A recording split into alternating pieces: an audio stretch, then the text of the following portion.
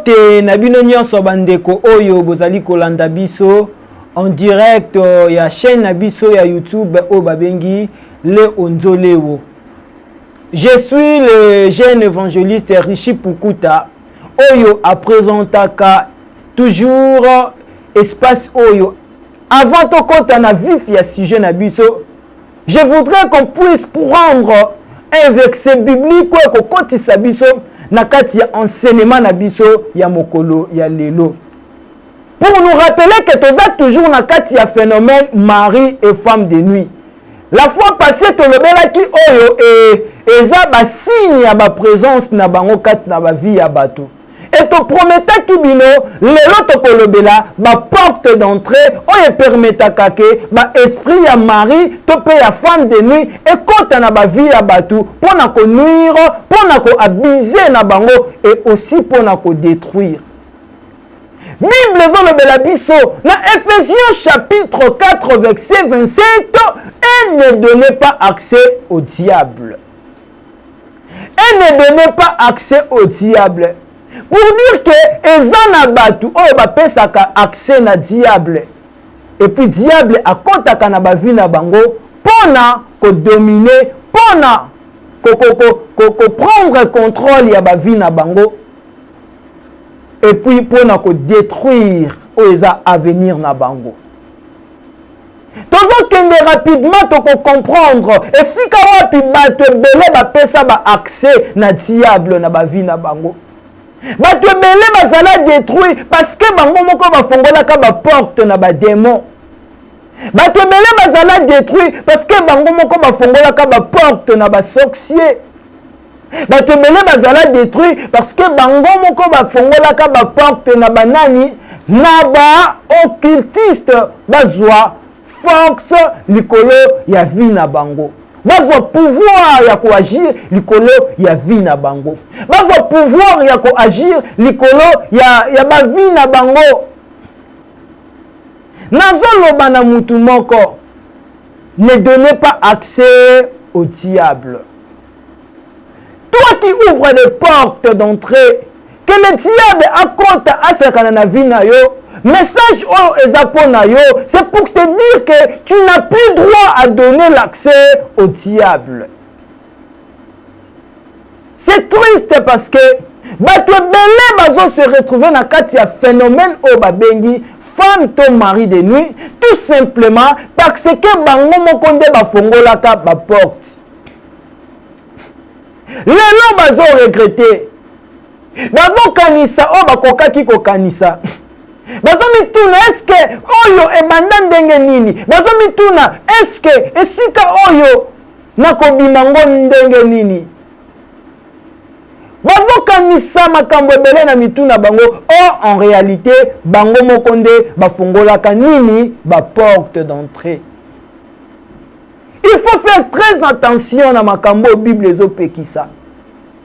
Na phénomène oyo, il faut savoir bien qu'il y a des portes que le diable oyo alukaka kokota, ce qui a monika ka vide et puis à koti. Bien aimé, il faut retenir que dans nos vies pendant que nous vivons, nous pouvons aussi ouvrir des portes au diable.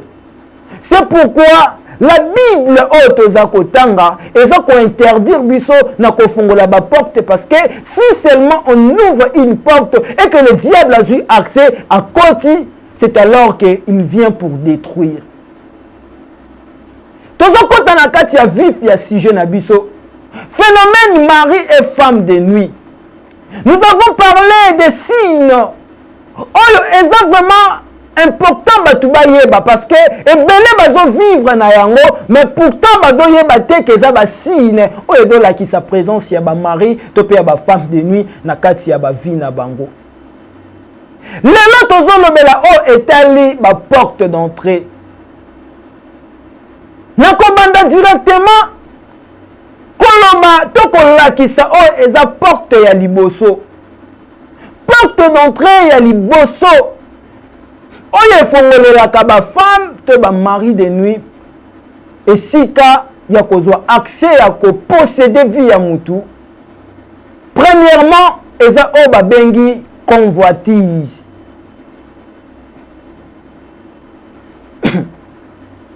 Par définition, n'a qu'on définit convoitise pour te comprendre que eza nini.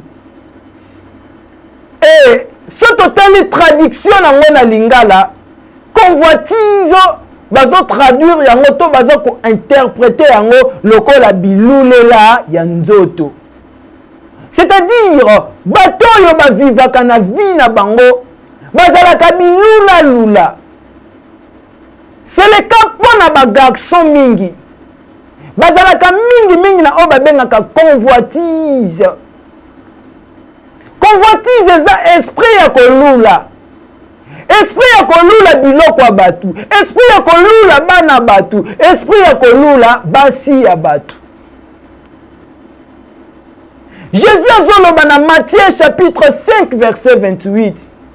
Celui qui regarde la femme pour la convoiter, il commet déjà l'adultère avec cette femme dans son cœur. Nakati ya motema na yo, soki yo luli déjà mwasi moko ya batu. Soki yo luli déjà mutu moko boye, sache-le bien que nakati na yo o commettre déjà o babengi péché sexuel.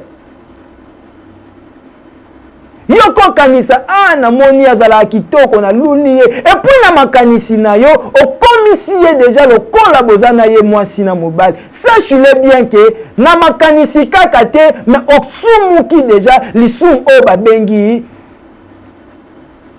convoitise. Jésus azoloba na makanisi na action eza ko représenter lisumu na niveau moko. Yo lulaka basi olobela eloko te mais na kati ya motema okoma déjà kokanisa okoma déjà korêver okoma voir même kolota mwana batu pourtant que oyebisa ye ata eloko moko te.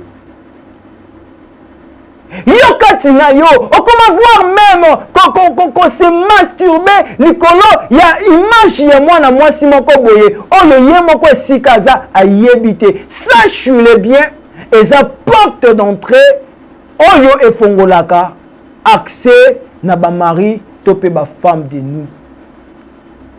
Convoitise eza très dangereux. Convoitise est quelque chose oyo esengeli se retrouver na milieu ya bana na nzambe te. Esengeli se retrouver na milieu ya ba jeune te. Longo la convoitise na vie na yo.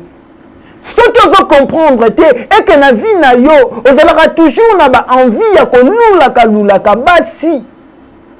Et pourtant, on loue si li bongote, ozongi na ndaku, ozo continuer kozwaka image na ye, ozo continuer ko revoir, ko mona kaye na makanisi na yo, ozo continuer ko mona kaye na kati ya bandoto na yo, na kati ya ba pensée, na ba réflexion na yo, nyonso ya yo, ozwa ye, okomise lokola na monde moko bobo vivaka, yebaka eza porte ya ba femme, topé ya ba mari de nuit, na kati ya vie na yo.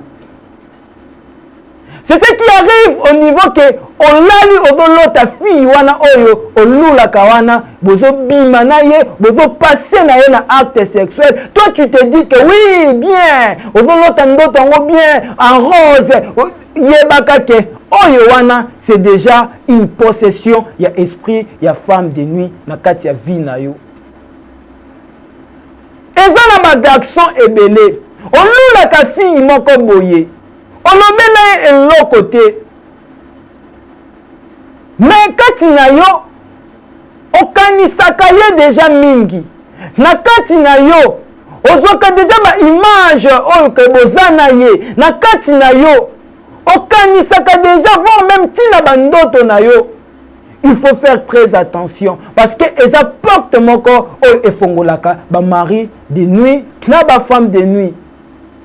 C'est pourquoi comme à un niveau moko olali ozolota fille wana olali ozolota ke bozana fille wana na place moko bozo sala bolingo Pour toi, tu te dis, oh, ezala ta réalité. Et comme ta réalité, ma kamboboye, nzambe salata na kumona ngoboye. Toi, tu penses que bandoto wana, eza malam, en réalité, c'est la possession. Il y a femme, toi, il y a mari de nuit. Nakati ya vie na yo, eza déjà que se manifester. Mais pourtant, yozo monango esengo. Pas seulement les garçons, et même les filles vivent dans la convoitise. Yo mona mwa mobali moko boye, omona ka ba sérieux na ye, omona ka douceur na ye, omona ka mwa makambo moko bien kati na ye, et olula ka na ye sans que les garçons ayeba. Nakata bandoto na yo okoma kokanisa ka ye olota ye toutefois ce que otieta nzembo moko ya mokili banzembo moko ya du genre ya ba Céline Dion et tu te vois auprès de ces garçons, tu te vois entre les mains de ces garçons ozomi mona et puis tina bandoto na yo omoni loti ke mwana mobali wana abali yo. Yebaka soki okomi na niveau kolotaka bandoto déjà que ozobala mwana mobali wana bali yo to makambo moko ya bongo eza déjà signe ezolakisa présence ya ba mari de nuit na kati ya vie na yo parce que convoitise eza grande porte oyo ezokotisa ba mari to pe ba femme de nuit na kati ya ba vie ya bato. Il faut faire très attention na bilulela. Il faut faire très attention parce que ba démon wana tango bakokota na vie na yo ba memaka bonheur te ba memaka plaisir oyo na suka na yango ememaka destruction. Ami balé ezo concerner mingi bandeko na biso ya basi. Ami balé babengi yango accoutrement. Accoutrement par définition, eza manière ya kolata. Eza elateli. Eza habillement. Bien aimé, eza pe lisusu porte oyo ekotisaka ba mari to pe ba femme de nuit na kati ya ba vie ya bato. Surtout ya ba fille ebele, surtout ya bandeko na biso ya basi ebele. Ebele va se retrouver dans kati ya phénomène mari de nuit tout simplement parce que bazalaki bango moko ba fautif, bango moko parce que bango moko ba fongolaka ba porte et pas ba démon.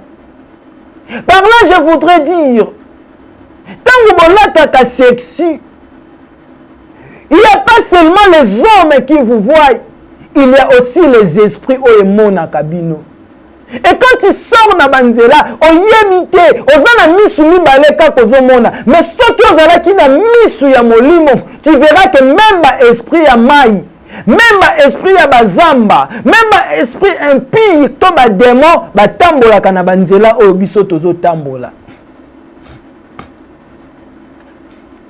Et pourtant, pendant que yo olati sexu, olati mabe, na bit que oko séduire mobali moko ko linga yo, yebaka okoki pe ko séduire mobali moko te, mais otombe na ko séduire un démon.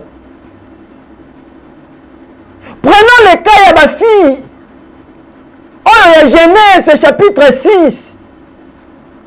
Bible veut que il y a eu des esprits. Le fils de Dieu, lorsqu'ils virent que les filles des hommes étaient belles, ils étaient attirés et ils ont fini par coucher avec les filles des hommes. Et ça qui n'a pas démon, et ça qui n'a pas esprit encore. Tant bayeki na mokili, baye ba moni ba fille ya mokili, ba moni bana ya bato ya mokili, bazalaki kitoko, ba esprit wana bazalaki attiré, ba esprit wana ba convoitaki ba fille wana, et puis ba lukaki ko bima na bango, ba salaki o ba bengi acte sexuel na bango, jusqu'à ce que bayaki ko bota na ba fille ya mokili, o ba bengi ba géant. Ba géant wana nde ba fonctionnaka na ba forme ya ba démon. Navoloba na mutu moko, c'est possible à une fille d'attirer les démons dans sa vie. Rien que par son accoutrement, rien que par son habillement, rien que par sa manière de s'habiller.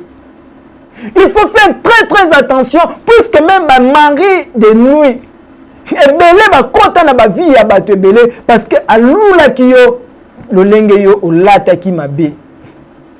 Il faut faire très attention, ndeko na ngai ya mwasi.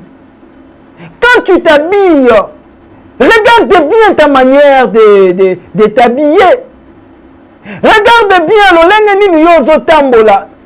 Nanzelo lati ndenge nini. Olati pantalon moko toboka bobengi yango kata fumbwa. De manière que bamona même ba cuisse na yo libanda. Yebaka ke bandoki, ba occultiste aussi ba esprit ba démon. Bango pe ba lulaka. Et ebele soki ba luli yo na ndenge wana, akoya ko bala yo physiquement boyete, akoya ko pesa ba boti na yo dote te, mais akoya na butu, akomisi yo mwasi na ye ya butu, pourtant yo moko ozo yeba te. Il faut faire très attention na makambo bongo. Il faut faire très attention na le lenge na yo ozali kolata.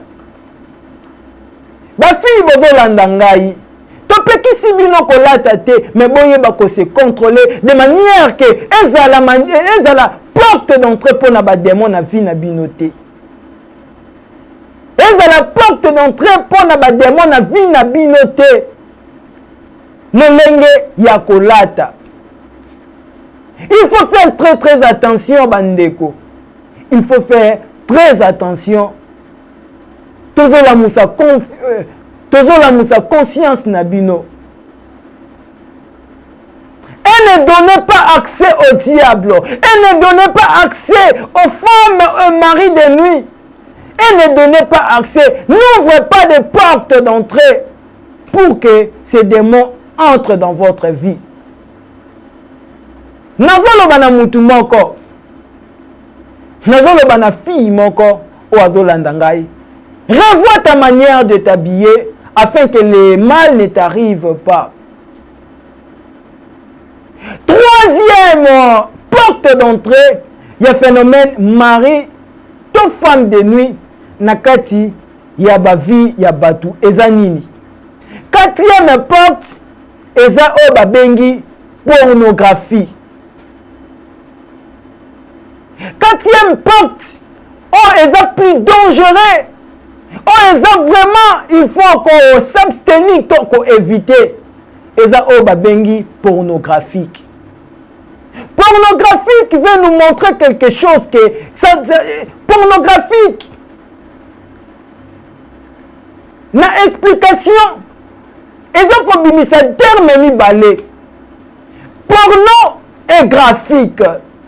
Porno veut dire sexe. Et graphique veut dire image. C'est-à-dire, pornographique veut tout simplement dire sexe, mais en image, ou soit les images de la sexualité. Bien aimé, ezana batu. On bazana kati ya prison. Prison, on ba bengi pornographique. Ezana batu, soki atali film wana te, soki atali ba photo ya bongo te, soki atali ba revue ya pornographique te, akolala te, ou soit akozala bien te. Sache-le bien, eza prison makasi po na yo, esengeli na yo osala nini obima. Komitika na kati ya prison wana te. Komitika na kati ya esclavage wana te, parce que en regardant ces choses, ezo ko accumuler kati na bino ba démons parmi lesquels on peut te bengi mari, to pe femme de nuit, eza na kati ya lignée ya ba démons bazalaka. Éveillons-nous les jeunes. Tolamuka, totikala na makambo pamba te. Il est temps de changer notre vie. Il est temps de prendre conscience. Il est temps d'avoir la moralité. Et puis, tout est bakozwa, oyeza réel, to eza agréable. Et sengeli na biso to sala. Nazoloba na mutu moko. omesana kolanda bafilme pornographique. Bafilme soki otali yango et à la suite okomi na excitation moko quelconque, ekomi kofaire penser yo makambo, ekomi kofaire ekomi kosalisa yo baacte moko ya bien te. Yebaka ke par baacte wana nde badémon bakotaka na bavie ya bato. Toyeba bien ke badémon baza baesprit. Derrière chaque chose, il y a un esprit qui se cache.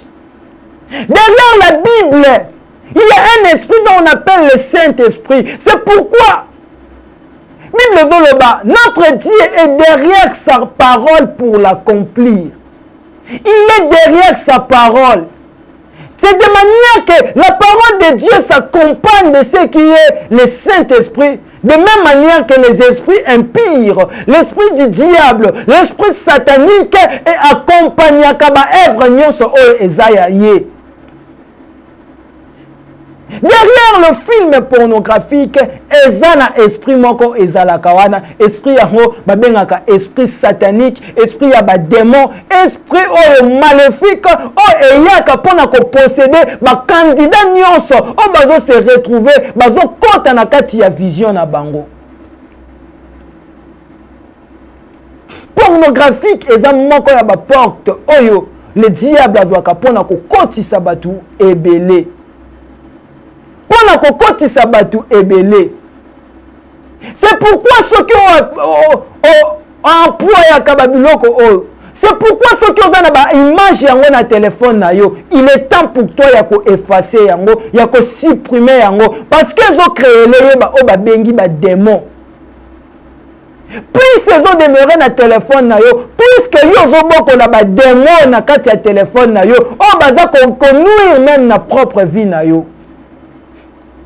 Puisque yo zo garder yango na kati ya ordinateur na yo, plus yo zo bokola ba démon, oh yo baza ko jouer, baza ko se réjouir, oh baza ko s'abuser na vie na yo, oh baza ko s'abuser, voire même na nzoto na yo.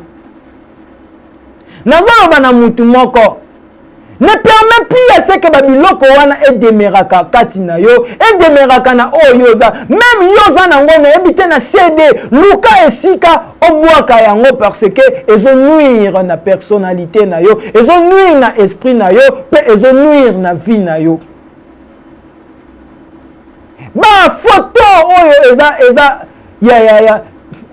ya mabe, ba image ba vidéo ya mabe, ba revue ya mabe, on se bengami pornographique, on se traduire sexualité na kati ya ba image. Il faut se débarrasser na yango parce que eza dangereux makasi na vie na yo. Pour dire que le sexe c'est quelque chose de sacré. Yo vandi ozolanda na yo kaka ba sexualité ya batu oyo yebite. Nudité ya batu oyo oyebite omonate. Ovandi wana concentré, ozozala excité na sexe ya mutu moko oyebite aza nani, oyebite esprit nini ye asali yango. Or babiloko wana nyonso ezalaka monté, ezalaka lokola nakoloba, ezala lokola scène. Oyo balekaki ba filmer yango, balekisi yango na montage, ba onyoso botalaka wana ezalaka ba vrai couple te, mais en réalité ezalaka ba acteur ya film, ba tourner yango et puis ba monter yango, ba tinde libino pour dire que basalaki yango pamba te, eza na objectif moko basalelaki yango, c'est pour attirer les gens vers les démons. Il faut faire très attention na makambo boye. Quatrième, eza o ba bengi musique. La musique aujourd'hui est comme une porte eza ko kotisa ba mari to ba femme de nuit na ba vie ya batu. Bien aimé yo za congolais, oyebi anglais te. Mais la manière dont on lela banzembo ya Rihanna, la manière dont on lela banzembo ya Beyoncé, la manière dont on lela banzembo ya ba musicien ba américain, oyembaka maloba o oyebaka te. C'est vraiment triste parce que eza na batu mususu baza ko invoquer ba diable par ignorance. Eza na batu mususu baza ko invoquer ba démon par ignorance. Eza na batu oyo baza influencé sous la musique du monde. Oh ba bengi musique profane. Et musique wana eza ko apporter ba démon ebele na kati ya ba vie na bango.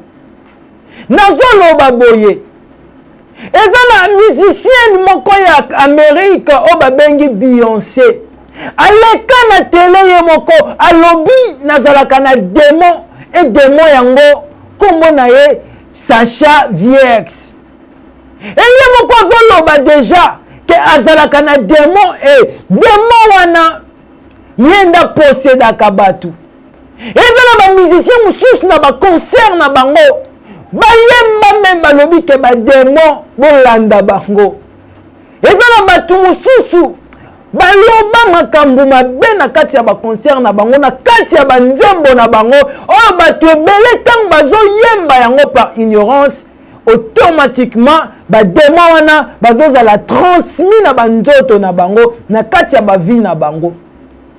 Eza na bato ebele bakenda ba concert ya ba musicien ya mokili pe bazonga na ba démon. Eza na makambo ebele bombami na sima ya musique. Nazoloba na mutu moko yo lingaka musique ya mokili yebaka ngo bien. Eza na ba mystère caché. Derrière toute chose, comme je venais de dire, il y a un esprit qui se cache. Derrière la musique profane, derrière la musique haute bengi hip-hop, il y a toujours eu un esprit. Et cet esprit, c'est l'esprit du diable. Ce sont les démons qui viennent accompagner cette musique. Nazo pese exemple moko simple. Eza na bato ebele bayemba. Bayemba nzembo oyo ya musicien na biso ya Congo awa bato ebele ba comprendre. Alobi chéri bimelanga lokola femme de nuit. Na mitandi na mbetu naza kozela yo. Là sur la parole que musicien ya mboka na biso abimisa na kati ya nzembo na ye. Et ce musicien s'appelle Fally Ipupa. Na kati ya musique na ye ayembi chéri bimelanga lokola femme de nuit na mitandi na mbetu naza kozela yo. Eh bato ebele basepelaka na nzembo wana. Balobi o nzembo liputa afali non moi mobali wana vraiment bozokumisa ye bozokumisa ba œuvre na ye mais boyebi te ba œuvre wana eza ba œuvre ya diable. Nazoloba na mutu moko mima na ba œuvre ya diable kozwa part na yango te parce que eye wana mpona kodétruire yo. L'ennemi ne vient que pour dérober, égorger et détruire. Jamais l'ennemi aya pona ko sala bolamu, ayaka toujours pona ko détruire. Ayaka toujours pona ko détruire. Il faut faire très attention parce que bato belé ba kotisa ba mari to ba femme de nuit na ba nzembo lokola oya Fally ayembi. Chéri bimelanga lokola femme de nuit. Yo kanisi tango yemba kanzembo wana. Ba esprit ya ba femme de nuit za attaché na nzembo wana. Et kokota yo te pourtant yo moko fait au sali appel yangwana bato belé bazala emporter qui no basala appel ba invoquer ba démon na ba vie na bango par ignorance ya makambo yo bazala koyeba te. Nazoloba na mutu moko mima na kati ya ignorance parce que ignorance kosala ke makambo nyonso ya mabe ekomela yo. Nazoloba na mutu moko je dis à quelqu'un, sors de l'ignorance. Sors de l'ignorance. Cinquième porte d'entrée, il y a un phénomène mari, topé femme de nuit, et zanine. Et ça, oh, babengi, cybersexe. Cybersexe, c'est une manière, il y a transmission, il y a sexualité, nakatia, oh, babengi, internet. C'est une manière, il y a transmission, il y a une image sexuelle, il y a une image de nudité, une image intime, na batu oyo. Tozo estimer que baza intime na biso et puis tozo partager na bango ba vidéo ba photo makambo nyonso wana wapi na kati ya internet. Bien aimé, eza na ba pratique, eza na mupepe o eyaki kobima mingi et il les ont continué oyo olingi mobali moko via réseaux sociaux et bobandi kotinda tsana na ye ba o ba bengi ba image. Eza na bato ebele ba attira ba esprit ya ba femme de nuit.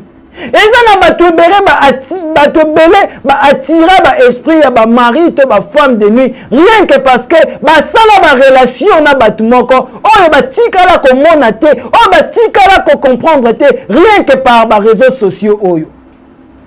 Toyebi bien que réseaux sociaux tels que Facebook, toyebi les jeunes concepteurs oyo sala Facebook, il n'est pas chrétien, c'est un occultiste tout à fait. Oh, batu nyonso bayebi na kati ya elamba na ye asala schéma ya Facebook, toyebi yango schéma wana eza schéma ya o babengaka ba illumination. Objectif na bango derrière ba réseaux sociaux ya bongo eza kozwa bato baza faible pona komema bango na monde na bango o ya ténèbres. Plusieurs se sont retrouvés na kati ya makambo mabe simplement à cause ya ba réseaux sociaux. Nazoloba na mutu moko topekisi yo kosalela Facebook te, mais yebaka il faut avoir des limites. Pourquoi? Parce que na kati na yango le diable alongi déjà ko infiltrer ba o ba bengi ba esprit méchant, ba o ba bengi ba esprit satanique, ba o ba bengi ba démon na kati ya ba réseaux sociaux tels que ba Facebook wana pona koya ko influencer batu, pona koya ko détruire ba vie ya batu. Ba jeune ebele bazala détruit. Nazo pesa bino exemple ya fille moko to vanda na ye place moko. La fille ye azalaki alingaki mobile moko na Facebook, azalaki influencer mundele moko alingi ye na Facebook, et à partir ya wana babanda ko vivre ko komana, babanda ko solola na mundele wana jusqu'à ce qu'un jour mundele wana lobi il faut na ya kobala yo. Bien aimé, ça la fille wana mo ba bien sengo lobi na bala mundele na reva kapoto na kende poto nga ye sengo apandi sangwe pa ba master na ye, apandi sangwe pa ba cousine na ye, apandi sangwe pa ba collègue de classe na ye, alobi ke ngande na zaboye bazoya kobala ngai nazo kende poto. Bien aimé, en réalité ce garçon n'était pas un homme normal, en réalité ce garçon n'était qu'un démon. Le jour où il y a le bakina koya Afrique na kobala yo, vous savez qu'est-ce qui s'est passé? La fille, sachant que ce garçon vient à Pandi Sango, et à la suite, le jour où le garçon avait fixé kako koma na Kinshasa, c'était le jour où la fille a lala na butu. A sololi na batu ndenga kokai ko solola, a sali nyonso kokai ko sala, a bongisi uniforme na parce qu'azaki finaliste. Bah comme la période même que bazo préparer l'examen d'état, la période même que bazo présenter, alali alamuki alobi oui, jour en kokakate et koki. Mais qu'est-ce qui s'est passé le jour que ce garçon alobaki a kokoma? La fille alali na minuit. Après avoir kosolola na batu ake kolala, bien aimé alamukate akenda libela. Il y a des gens qui pouvaient croire que la fille a koufi boye. En réalité, les garçons là, les démons là, aya qui ko récupérer amnaye. Parce que l'obaki na koya ko bala yo puis na ko memo esika na zalaka. La fille pensait que esika ya zalaka za poto, en réalité za na monde mususu, et la fille était morte à cause ya ba relation ya ba réseaux sociaux oyo. Nazolo bana mutu moko okotisa ba démon na vie na yo, c'est parce que au fond la ka porte moko quelque part. Nazolo bana mutu moko okotisa ba esprit ya mari to femme de nuit na vie na yo, parce que au fongola ka porte moko quelque part. Et parmi ma porte, il y a moi toujours énuméré parce que yo yebaka te yo salaka toujours wana eza porte pour na ba démon ba kota na vie na yo. Toujours fongola justement conscience na yo. Toujours fongola justement mayele na yo afin que ba ko détecter makambu oyo ya mabe esengeli na yo otika. Eza na batu basalaka makambu oyo. Eza na batu oyo bayebaka kosala ba transmission ya ba vidéo ya ba nudité na bango na batu via ba réseaux sociaux. Olinga mobali moko azalaka na poto mona to yebite. L'internet olinga ye. Attention vous qui faites des relations en distance bongo na batu boyebite. Attention na bino oyo bo fongolaka ba porte. Attention na bino oyo bo tindaka ba image ya bino. Yebaka ke eko rattrapaka bino un jour. Toujours poursuivre ba porte d'entrée oyo fongolaka ba femme to ba mari de nuit nakati ya ba vie ya batu. Porte mususu eza nini? Porte mususu eza oyo babengi masturbation. Masturbation c'est une porte oyo esengeli na biso tomeka un peu ko se méfier nango. Ce qui osalaka yango yebaka ke ofongolaka porte moko epa ya ba démon pour na vie na yo. Bible votalisa biso derrière toute chose il y a un esprit. Si tu n'as pas l'esprit de Christ, la Bible veut le bas. Celui qui n'a pas l'esprit de Christ, il ne lui appartient pas. Bible veut le bas. Voici, je mets devant vous deux chemins. Bible veut le bas. Et que si tu n'es pas avec Christ, c'est que tu es avec les diables. Ma option est à la camisa tout est. Ceux qui ont un nzambe, ceux qui ont un esprit en nzambe, il faut savoir automatiquement oh yaza ko dominer yo aza esprit ya diable. Et alors imaginons-nous derrière chaque chose, derrière chaque action, derrière chaque œuvre, il y a un esprit qui l'accompagne. Si ce n'est pas l'esprit de Dieu, c'est l'esprit du diable. Et alors imaginons-nous la masturbation peut être accompagné par quel esprit? Est-ce que réellement l'esprit de Dieu qui est saint peut accompagner ce qu'on appelle la masturbation? Non. Là, c'est l'esprit du diable qui accompagne cela. Et alors, c'est que l'esprit du diable accompagne. Le diable aussi a des disciples. Le diable a aussi les anges qui travaillent avec lui. Et ces anges déchus s'appellent les démons. L'esprit du diable marche avec les démons. Et alors les démons là, quand tu commets cet acte, de tel acte, yebake ozokotisa ba démon na vie na yo. Et parmi ba démon wana, nde tozomona o babengi mari pe femme de nuit.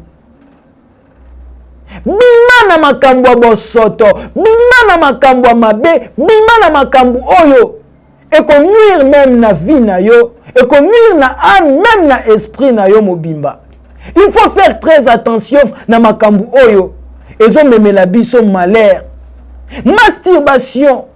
Il faut faire très attention. Eza na ba jeune belé bazo vivre na kati na yango. Il faut savoir te méfier de ça. Cherche ta délivrance. Cherche ta délivrance. Pour clôturer, il y a pas mal de portes d'entrée. Mais suite de temps, on te prépare qui pour nous partager na binonde yangoyo. On te le bino. Et alors pour clôturer, pour finir aujourd'hui, tout ça na porte moko lisusu ya suka o to ko révéler bino o ba bengi yango levé de sang. Levé de sang eza nini? Eza yo mwana mobali na yo mwana mwasi bandeko na ngai bobalani to bobalani te e bokomi na niveau ya komelana o babengi makila. Bosali ba pacte ba vie de sang mususu alobi ngai nazomela makila oyo nalobi ke ngai na yo tokokabwana te ata liwe kokabola biso te. Il faut tokeba na maloba puisque Bible ezoloba la vie et la mort sont les pouvoirs de la langue. Bave oyo koki koloba lelo koki kosala koki ko rattraper yo. Eza na bato ebele ba mela na bakila et parfois eza bango lisusu te mais ekoma menya na ba esprit ekoma ko travailler sur bango. C'est ce qui arrive que parmi bango mona moko akufi. Tebi ke liwa eza mutu soka akufi akei mais ba esprit ya mabe ba komi ko utiliser image na ye pona koya kosabize na oyo partenaire mususu atikalaki. Bien aimé, tokeba na ba promesse mususu to salaka, tokeba na ba vœu, tokeba na ba pacte mususu to salaka, ba alliance o koki osala na mutu parfois et ko rattraper et ko kozala pe porte d'entrée pour na ba démon o ba bengi mari to pe femme de nuit na vie na yo. Il faut faire très attention. Il faut faire très attention. Makambo tozoloba oyo eza po elamusa yo eza po révolter yo mutozo vivre na makambo ozo trouver normal te afin que oluka délivrance na yo. Cherche ta délivrance, cherche ta délivrance, cherche ta délivrance. Bima na makambo ezo tungisa âme na yo, bima na makambo ezo tungisa esprit na yo parce que objectif na yango eza komema yo o na bengi libebi na o ba bengi libebi. C'était là les portes d'entrée oyo eza kokotisa ba esprit ya ba mari to pe ba femme de nuit na ba vie ya bato. Ceux qui osent se retrouver na parmi moko to mibale to misatu ya makambo oto cité oyo salaka luka obima na yango parce que eza dangereux, eza na ba conséquences moko o eza terrible. Tant que kokota na ba conséquences na yango, c'est par là tu comprendras qu'il te faut immédiatement sortir na makambu oyo. Je suis vraiment très ravi de partager avec vous ces moments. Nazalaki na esengo makasi ya koloba. Pe ya ko partager na bino enseignement oyo. Oyo koki ko fongola bato ebele, oyo koki ko délivrer bato ebele, oyo koki ko libérer ba vie ya bato ebele, bazaki en captivité ya ba démon, en captivité ya ba esprit ya mabe o ba bengi enkib to sikib, mari to pe femme de nuit. Ndenge na lobaki na ebandeli ya émission oyo, nazali le jeune évangéliste Rishi Pukuta. Nde tozwaki ndingisa ya kopartager kana bino moment ya enseignement oyo pona ko éveiller conscience na bino soki parfois na église na bino boza na posa ya kozwa ba enseignement ya boye. N'hésitez pas à ko contacter biso tokoya toko partager na bino yango et Dieu nzambe oyo tozo servir à ko délivrer ba vie na bino. Je suis très ravi de passer ces moments ensemble avec vous qui êtes branchés sur notre chaîne Léonzo Léo. Quant à moi, je vous dis au revoir.